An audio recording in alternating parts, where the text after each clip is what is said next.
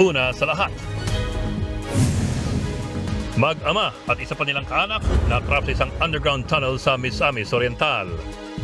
Nang mailabas sa mga biktima, naisugod pa sila sa ospital pero binawian din ng buhay. Ang buong detalye kung din ang balitang yan, abangan maya-maya lamang. Magandang gabi Pilipinas. Sa Frontline tonight. Pagpapataas ng test score ng Pilipinas, tututukan daw ni Sani Angara bilang bagong DepEd Secretary. Hihingi rin kaya siya ng confidential funds gaya ng pinalitan niyang si VP Sara. Dami ng mga barko ng China sa West Philippine Sea. Malaki raw ang nabawas ayon sa Philippine Navy. Umiinit. Pero si dyan Senator sa Amy West Marcos, Philippine may Sea. ibinunyag May namang nakita plano ako raw na ng China plano laban sa ng Pilipinas. May nakita ako na plano ng China na gagamitin. Binansagang Boy Dila, nag-public apology na sa pambabasa niya sa isang rider sa San Juan. May panawagan din sa mga basher. Kung may galit po sila sa akin, ako na lang po ang ano nila. Dahil masakit din po kasi nadadamay po yung pamilya ko. Feel na po kayo. Matagal nang iringan ng Makati at Taguig. Nakikitang dahilan ni Senator Nancy Binay sa pag-usisa sa ipinatatayong bagong Senate building. Mga nakatayo lamang sa pedestrian lane, inararaw ng isang kotse sa Seoul, South Korea. Siyam ang patay.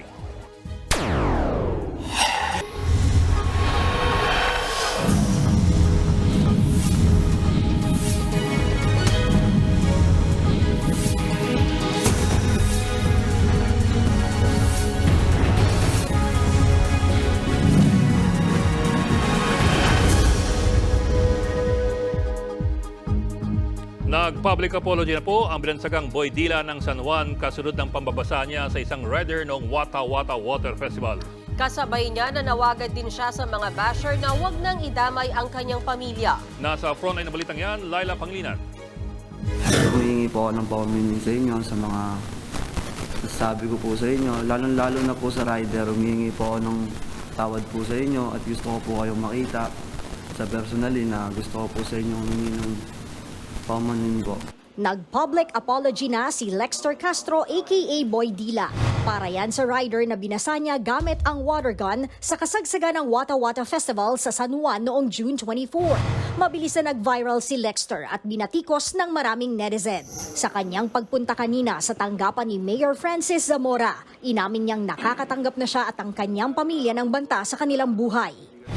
Nai-stress na rin po ako na kung ano-ano na lang din po lumalabas sa pagbabanta sa akin na lalo na po sa mga pamilya ko. Huwag naman po sana nilang idamay kung may galit po sila sa akin. Ako na lang po ang ano nila. Dahil masakit din po kasi nadadamay po yung pamilya ko. Feel na po kayo. Ayon kay Mayor Zamora, kung ang pandidila at pambabasa ni Lexter gamit ang water gun ang pag-uusapan, wala raw itong nilabag na batas base sa ordinansa ng lungsod. Pero ibang usapan na raw kung magdedemanda ang nabasa niyang rider. Sakaling yung rider na binasa niya, nasira ang cellphone o di kaya ang laptop, pwede siyang kasuhan ng reckless imprudence resulting to damage to property. Pero depende ngayon yan kung yung rider na ito ay pupunta dito upang mag-file ng complaint. Unang nag-public apology si Lexter sa social media kagabi. Nag-alok pa siya ng helmet at kapote sa rider na kanyang nabasa. Sa ngayon, hindi pa nagpapakilala ang rider. Bago ang pagharap ni Lexter, pinuntahan ng News 5 ang umano'y address niya na kumalat sa social media. Ilang araw na itong pinadadalhan ng kung ano-anong order na hindi naman binili ni Lexter. Inabutan pa namin ng isang delivery rider. Hinaing niya, tigilan na raw sana ang pamemerwisyo sa kanila ng mga gusto lang gumanti sa nag-viral na si Boy Dila. Imbis na alas 5 po kami nakaka-out, inaabot kami ng 9:30, alas 10 para lang po dun sa gawa ng inventory report para maibalik po namin sa seller po uli yung mga parcel na hindi naman po nakukuha. Ang masaklap pa, ang kumakalat na address. Iba pala ang nakatira. Di bahay ni Lester Castro to. Ito, hindi niya bahay to. Sa amin to. Na nagagamit sa mga kalokohan, ng mga hindi na vlogger. Nananawagan na rin ang lola ni Lexter na tigilan na ng mga basher ang kanilang pamilya dahil labis-labis na raw ang mental stress na dinaranas nila. Hindi naman daw masamang tao ang kanyang apo. Kahit 100 beses na panoorin yung video, wala naman siyang sinaktan. Gusto nang kumita ng mga tao na yan. Bukod kay Lexter, may iba pang na-videohang nambasa noong Wata Wata Festival. Kabilang na dyan ang nangharang na mga sasakyan sa daan gaya ng jeep na ito at sinabuyan ng tubig ang mga pasahero. Nanawagan naman si Mayor Zamora na humarap ang mga naperwisyo para tulungan silang maghain ng formal na reklamo. Dahil sa nangyari, babaguhin na ng lokal na pamahalaan ang tradisyonal na basaan sa San Juan. Magtatakda na raw sila ng lugar kung saan lang pwedeng mambasa. Yan nga po ang pag-designate ng isang basaan zone dito po mismo sa Pinaglabanan Road in between N. Domingo and P. Guevara Streets. Ang lahat ng kalye outside of the basaan zone ay bawal po magbasaan. Hiniling din ng alkalde sa Malacanang na gawing working holiday ang pista ng San Juan. Nagbabalita mula sa Frontline, Laila Pangilinan, News 5. Tututukan daw ng bagong talagang Education Secretary na si Sonny Angara ang pagpapataas ng exam score sa Pilipinas. Hihingi rin kaya siya ng confidential funds gaya ng pinilitan niyang si Vice President Sara Duterte. Narito ang aking report.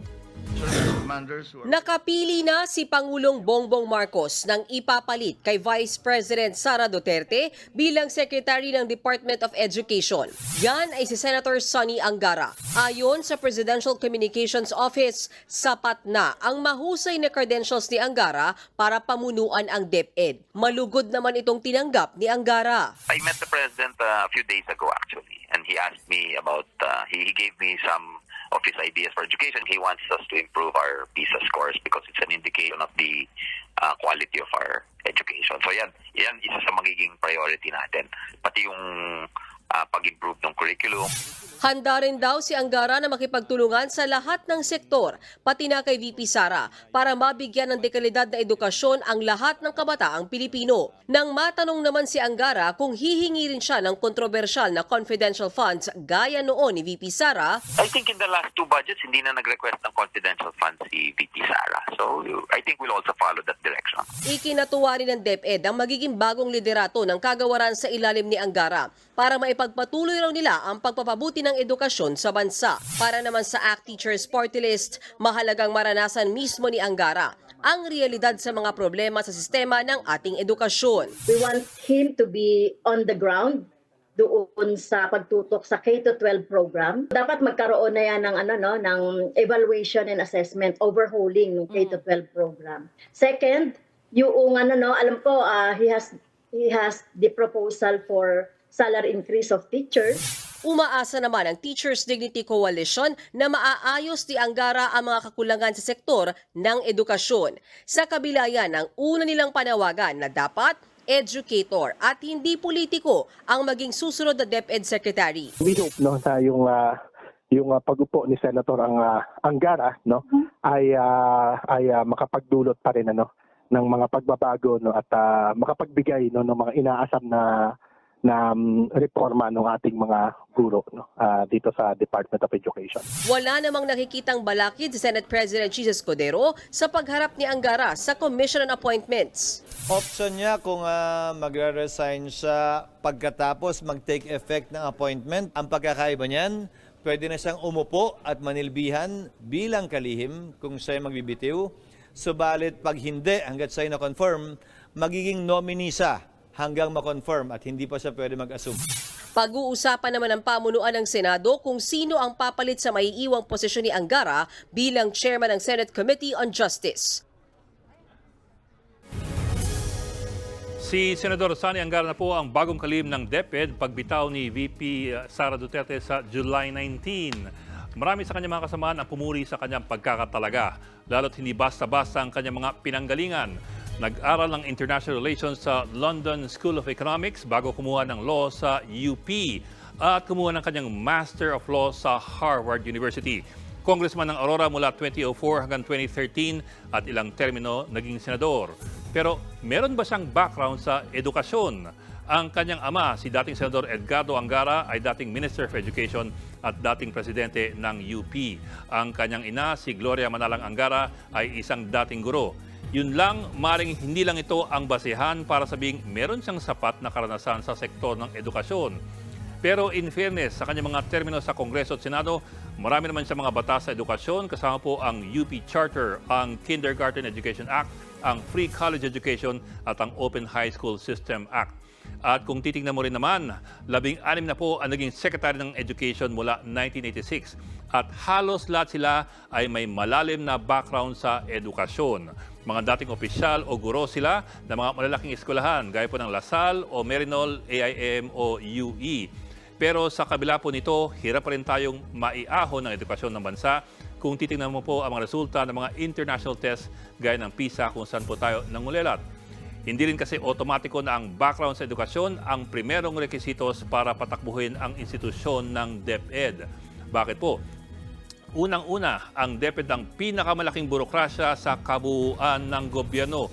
Meron po itong higit 1 milyong empleyado. Higit 800,000 sa kanila o halos 90% ay mga guro. Ang iba po, mga admin, tech or supervisory roles. Sa makatwid, ang kalihim ng DepEd ay hindi naman nariyan para po magturo. Siya po ay magmamando ng pinakamaraming empleyado sa gobyerno o maliit lamang sa kalahati ng 2.4 million na government employees. Ito rin ang may pinakamalaking budget sa lahat ng departamento, 850 billion sa taong 2024. Maganda talaga kung may malalim na background sa edukasyon ang kalihim ng DepEd. Pero higit po sa lahat, kailangan niya ng galing sa pagmamanage at pagmamando, hindi lamang po ng 1 milyong katao, kundi ng bilyon-bilyong pera ng DepEd. Kailangan din niya ng tibay ng sikmura para labanan ng mga sindikato sa DepEd na kumukuha ng mga kontrata mula sa simpleng textbooks hanggang sa mga laptops. At yan po talaga masusubukan si Secretary Angara. Kambyo naman tayo sa ibang balita. Patago umanong ipinuslit sa bangka ang 9 na naarestong Chinese sa Parañaque para iligal na magtrabaho sa Manila Bay. Kinumpirma naman ng Bureau of Immigration na walang kinalaman sa Pogo ang mga naaresto. Nasa frontline ng balitang yan, Simon Gualvez. Sinalakay ng intelligence operatives ng Bureau of Immigration ang 2 van na ito sa Parañaque Fishport noong Sabado.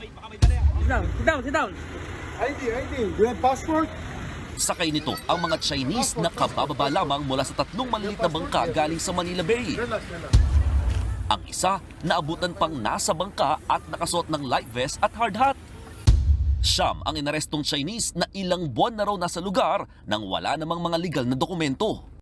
Sila po ay actually patago na ipinupuslit papunta doon in a van that is heavily tinted at parang patago pa pong sinasakay at binababa po doon sa van. Paulit-ulit po nila itong ginagawa. Minsan may mga dala pa pong mga babae to do whatever activities po ang ginagawa nila doon. Isasakay daw mga Chinese sa maliit na bangka patungo sa mga dredging vessels sa Manila Bay para magtrabaho bilang engineer. 4 sa naaresto ay may valid working visa. Pero nilalabag nila ito dahil sa Parañaque sila nagtatrabaho, gayong sa Pasay naman ang kanilang kumpanya. 5 naman sa 9 na Chinese ang walang mapakitang papeles. Ang tingin po natin, ang kanilang mga pasaporte po ay kinuha ng kanilang handler. But as foreign nationals, all your documents must be with you at all times. Paglilinaw naman ng BI, walang kinalaman sa Pogo ang mga inarestong Chinese. Posibleng regular lang din daw sila nakapasok ng Pilipinas mula sa airport. Tingin ng Bureau of Immigration, malabo maging entry point ang Manila Bay para sa mga undocumented foreign nationals dahil maraming government agencies ang nakabantay dito. Posibleng mas iisipin din daw ng mga illegal alien na mag-backdoor entry na lamang o pumasok pa rin ng patago. Kasalukuyang nasa Camp Bagong Diwa sa Taguig ang 9 na Chinese habang inasikaso ang pagpapadeport sa kanila. Sa record ng BI, mula January 2023 hanggang January 2024, umaabot na ng mahigit 1,000 dayuhan ang naaresto matapos masangkot sa illegal na aktibidad o yung mga walang tamang visit permit sa bansa. Pinakamarami sa kanila, mga Chinese. Sa ngayon, ilang foreign nationals ang minomonitor ng BI na patuloy pa rin daw sa illegal na gawain at pananatili sa bansa. Nagbabalita mula sa frontline, Mon Gualvez, News 5. Handa raw makipagtulungan ang China sa Pilipinas sa pagsugpo ng mga krimen kaugnay sa mga sinalakay na Pogo Hub sa ating bansa. Sa kanilang pulong kahapon, tiniyak ni Chinese Ambassador to Philippines Huang Xilian at Executive Secretary Lucas Bersamin na siya ring chairman ng Presidential Anti-Organized Crime Commission or PAOC na magtutulungan ng dalawang bansa laban sa mga gantong krimen. Kumpiyansa ang dalawang bansa na makakamit ang hustisya laban sa gantong mga kriminal na gawain. Nagpasalamat din ng China sa Pilipinas sa ginawa nitong pagsalakay sa mga iligal na pogo sa bansa at sa pagsagip sa mga biktima nito kabilang ang mga Chinese nationals. Samantala, nagsampa na ng reklamo sa DOJ ang mga Chinese na biktima ng torture sa sinalakay na Pogo Hub sa Porac, Pampanga. Human trafficking, serious physical injuries, serious illegal detention, kidnapping at robbery with violence against or intimidation of persons ang mga reklamong kakaharapin ng dalawang operator ng sinalakay na Pogo Hub. Isinusulong sa Senado ang panukalang 100 pisong taas sahod ng mga manggagawa.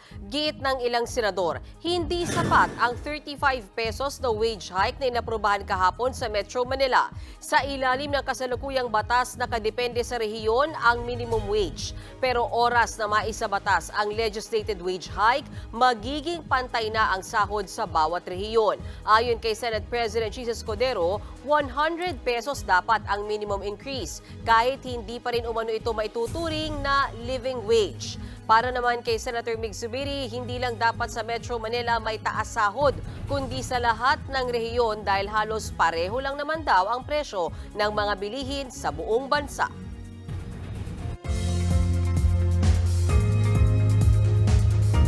Bumusan naman ang malakas na ulan sa ilang lugar ng bansa ngayong gabi. Ayon sa Pag-asa, katamtaman hanggang sa malakas na pagulan ang naranasan sa Metro Manila, Rizal, Bulacan, ilang lugar sa Quezon, Pampanga, Zambales, Tarlac at sa Batangas. Dulot po yan ng thunderstorms, easterly wind at intertropical convergence zone o yung bangga ng hangin sa northern at southern hemispheres. Ayon sa Metra Weather, posible ulit umulan ng malakas bukas pagsapit po ng hapon sa Central Luzon, NCR, Calabarzon at sa Mindoro, pati na rin sa Pangasinan, La Union at Nueva Ecija. Kalat-kalat na pagulan naman ang mararanasan sa Palawan, habang mas mahina ang nagbabadyang ulan sa Western Visayas at sa Negros. Thunderstorms naman ang nagpapaulan ngayong gabi sa Zamboanga at magiging maulan ulit bukas ng hapon sa malaking bahagi ng Mindanao. Susunod, 3 magkakaanak patay matapos matrap sa underground tunnel sa Misamis Oriental. Lalaking wanted sa pagdukot umano ng isang Chinese sa Pampanga natunton dahil sa online live selling. At sa Showbiz Tonight, ang matamis na pasilip sa brand new music ng Nation's girl group na BINI. Magbabalik pang Frontline Tonight.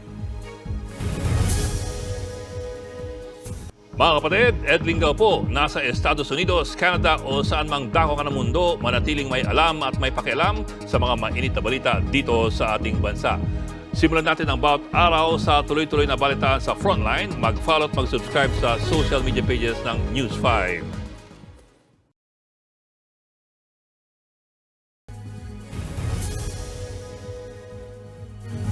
Patay ang mag-ama at isa pa nilang kaanak matapos matrap sa isang underground tunnel sa Balingasag, Misamis Oriental. Narecover ang katawan ng mga biktima sa iba't ibang bahagi ng tunnel kahapon ng umaga. Dinala pa sila sa ospital pero dineklarang dead on arrival. Base sa investigasyon, naghuhukay ng ginto ang 3 sa man-made tunnel na may lalim na halos 30 talampakan.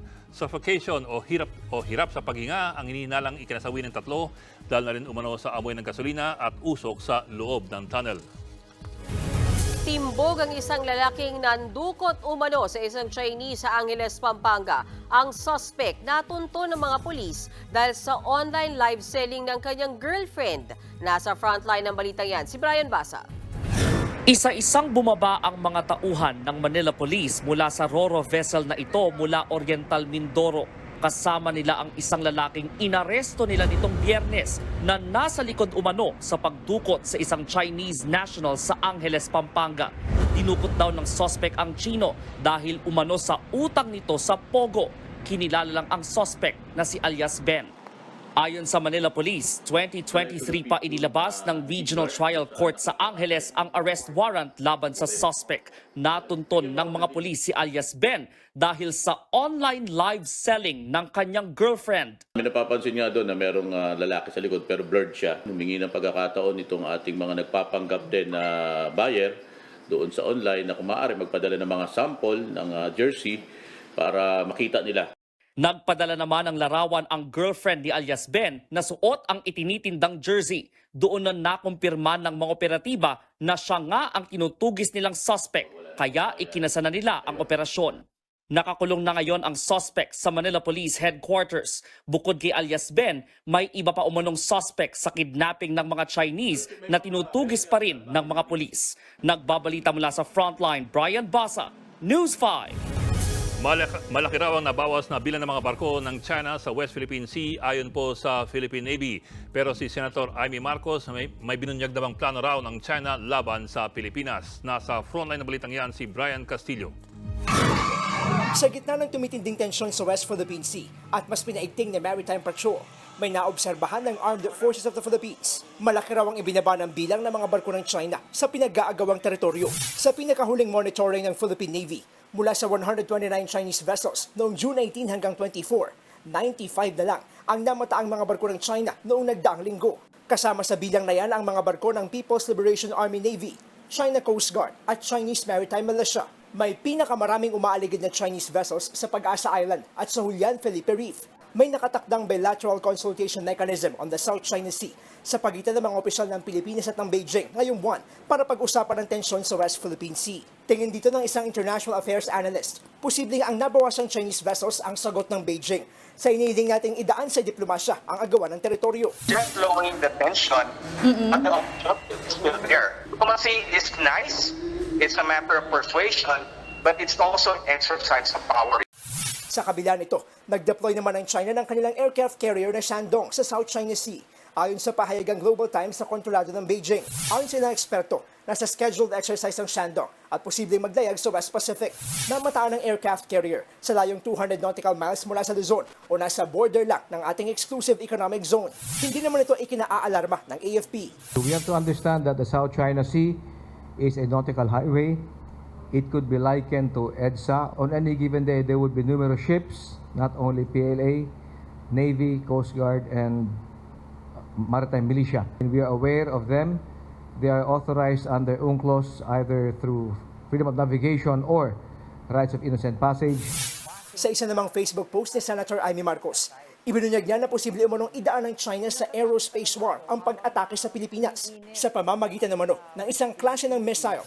May nakita ako na plano ng China na gagamitin yung hypersonic missile. Hindi naman nila iniisip na lulusob dito sa Pilipinas yung katakot-takot na army nila, mga navy nila. Hindi ganoon. Ang plano, air. At ang plano yung hypersonic missile at nakatakda na yung 25 na target nila. Kahit daw ang Amerika, hindi kayang salagin ang hypersonic missile. Mas lalo akong ninervyos kasi akala ko kapag missile, meron yung ibang bansa yung tinatawag na Iron Dome, hindi makapasok yung missile. Kapag hypersonic daw, kayang-kaya pumasok. Ganyan lang kadali. Durog daw. Nakakatakot nga eh. Ano ba yan? Wala pa namang pahayag ang AFP o ang ating Defense Department sa inilahad na ito ni Senator Marcos. Nagbabalita mula sa Frontline, Brian Castillo, News 5. Matagal nang iringan ng Makati at Taguig ang nakikitang dahilan ni Senator Nancy Binay sa pag-usisa sa pinatatayong bagong Senate building. Narito ang aking report. They've been going around and telling stories about me and the building. Kaya hindi totoo na I am being defensive. Diba?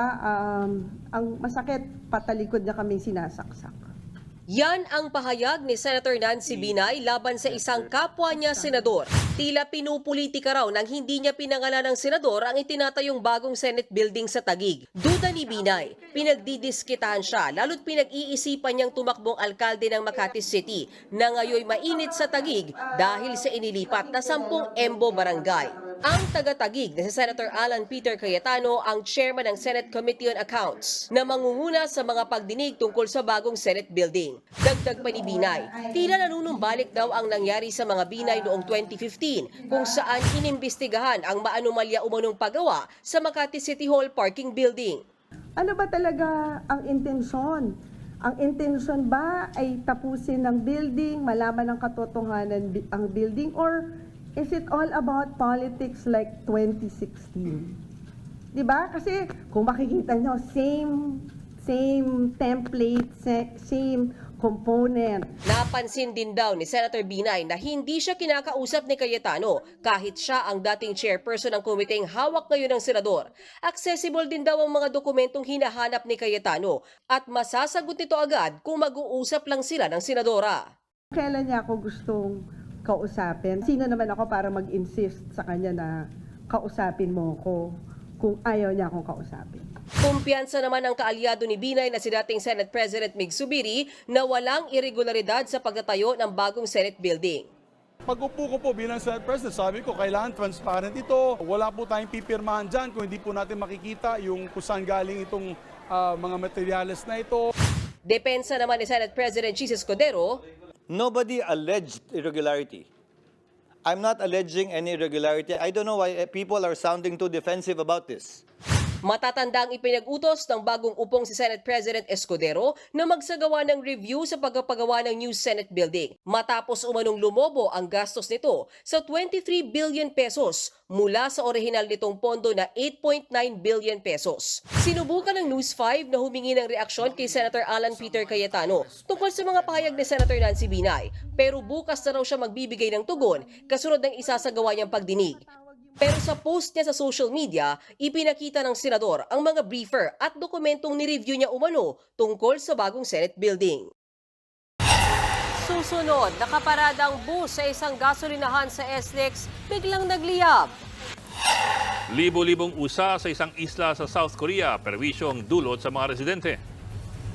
At performance ng P-pop kings na SB19 sa sikat na Japanese YouTube channel, trending.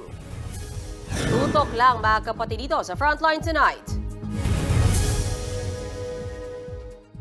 Mga kapatid, Mean Los Baños po. Nasa Europa o saan mang dako ka ng mundo, manatiling may alam at may pakialam sa mga maiinit na balita dito sa ating bansa. Simulan natin ang bawat araw sa tuloy-tuloy na balitaan sa Frontline. Mag-follow at mag-subscribe sa social media pages ng News 5.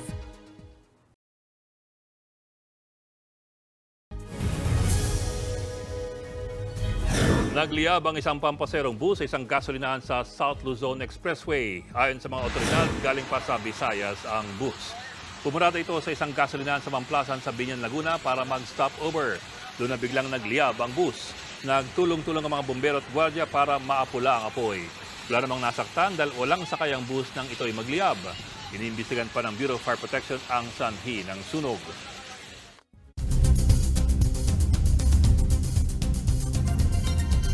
Inararo ng kotse ang mga pedestrian sa South Korea. Siyam ang patay sa disgrasya. Yan natiba pa sa Frontline News Abroad. Bantay sarado ng mga otoridad ang bahagi ng kalsadang ito sa Seoul sa South Korea. Yan ay matapos araruhin ng isang kotse ang mga pedestrian na malapit sa City Hall. Ang pulis na ito, sinubukan pang i-revive ang isa sa mga biktima. Wasak ang guardrail sa gilid ng kalsada at nagkalat ang mga debris sa bangketa. Nadamay din ang ilang sasakyan. Siyam ang patay sa aksidente habang 4 ang sugatan. Base sa investigasyon, bigla na lang sumulpot ang kotse sa maling lane at inararo ang mga biktima na nasa pedestrian lane. Hawak na ng pulisya ang driver ng kotse. Nag-alay naman ng bulaklak ang ilang taga-Seoul sa pinangyarihan ng aksidente. Kinordonan ng mga pulis ang universidad na ito sa Sydney, Australia. Kasunod yan ng pananaksak ng isang binatilyong 14 na taong gulang. Isa ang naitalang sugatan. Dinala siya sa ospital at maayos na ang kalagayan. Sumakay ng bus ang binatilyo para tumakas, pero naaresto siya ng mga pulis malapit sa isang ospital. Inaalam pa ang kanyang motibo sa pananaksak. Dahil sa insidente, pansamantalang ni-lockdown ang universidad. Hindi ito ang unang beses na may nangyaring pananaksak sa Australia. Noong Abril, 6 ang namatay habang 12 ang sugatan sa magkakahiwalay na pananaksak sa iba't ibang lugar. Kaya naman nagpasa ng batas ang Australian government na bigyan ng metal detector ang mga pulis para mag-inspeksyon sa mga pampublikong lugar. Naglipa na naman ang libu-libong usa sa Anma Island sa South Korea. Para sa mga residente, perwisyo na ang dulot ng sangkatutak na usa. Naninira raw ng mga pananim ang mga usa, lalo na tuwing gabi. Kaya naglagay na ng mga bakod ang mga residente sa palibot ng kanilang bahay. Pero dahil sa dami ng mga usa, patuloy ang pamemerwisyo ng mga ito. Bilang solusyon, gusto nang ipapatay ng mga residente ang mga usa, pero ipinagbabawal ito sa batas ng South Korea. Unang dinala sa isla ang mga usa noong 1985 para ibenta ang kanilang mga sungay bilang gamot. Ngunit dahil kaunti na lang ang nagka-interes dito, napabayaan ang pagdami ng mga usa. Nagbabalita mula sa Frontline, Gerard De La Peña, News 5.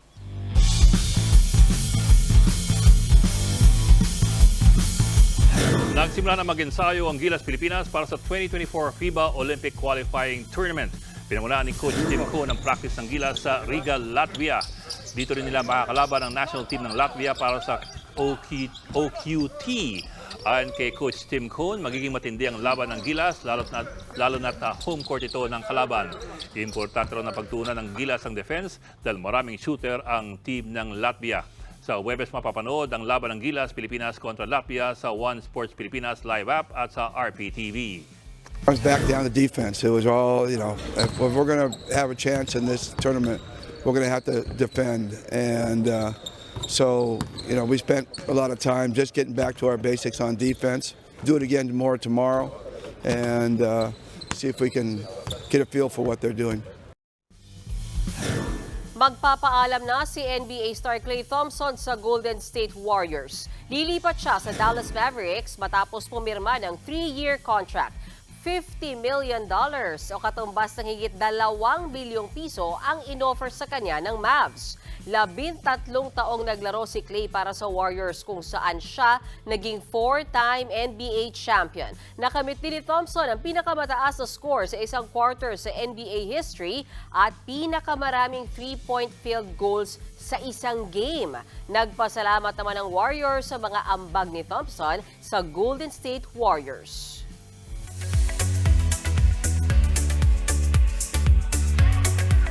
Showbiz tonight na tayo. SB19 did it again. Sila ang first Southeast Asian group at unang Pinoy talent na nag-perform sa Japanese YouTube channel na The First Take. Habang ang nation's girl group na BINI may pasilip na sa upcoming single nilang Cherry on Top. Panoorin natin yan sa report ni MJ Marfori. Welcome to Cherrytown! May bagong patikim ang nation's girl group na BINI sa bago nilang single na Cherry on Top. Gaya ng iba nilang kanta, inclusive ang peg dahil meron din itong halong sign language sa choreography. Sa July 11 ilalabas ang Cherry on Top. Pero bilang treat sa Bloom, pinerform na nila ito sa kanilang Beaniverse concert nitong Biyernes.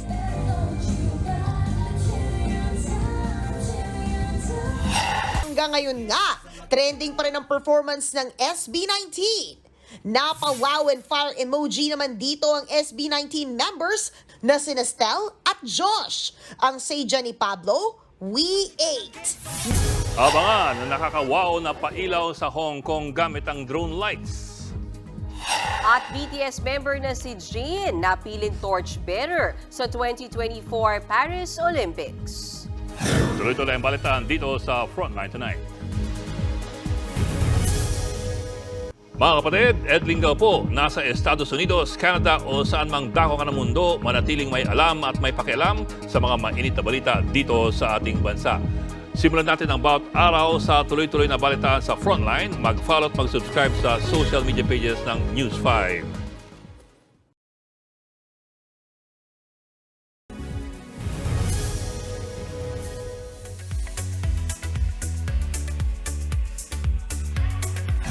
Si BTS Jin ang magiging torchbearer sa 2024 Paris Olympics.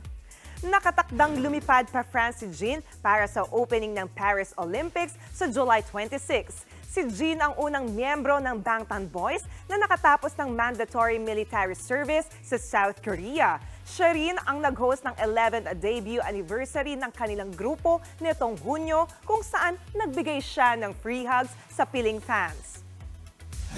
Local showbiz naman tayo. May pasilip na sa inaabang movie comeback nina Joshua Garcia at Julia Barreto na Unhappy for You. Ano maalala mo? Yung tamis? Ba, sige na! Smile ka naman!